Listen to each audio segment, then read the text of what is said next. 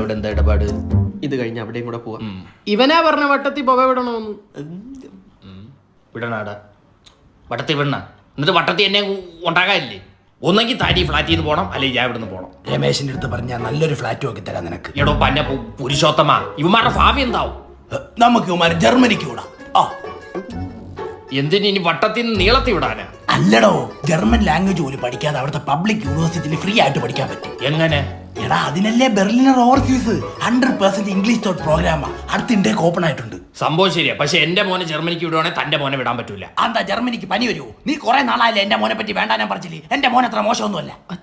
വിങ്ങും നെഞ്ചുടുക്കിൽ എന്റെ മോനെ അരയിന്ന് സിഗരറ്റ് കെട്ട് വലിച്ചിട്ട് താ ഒരു കാര്യം ചെയ്യും, താ അവനെ കൊല്ലേ, ഞാൻ എനിക്കൊണ്ട് അവനെ കൊല്ലാം. എന്നിട്ട് നമുക്ക് ജർമ്മനിക്ക് പോവാം. ഓ പുരുഷു, കൂൾ കൂൾ കൂൾ. കൂളൊന്നും എന്റെ കയ്യിലില്ല.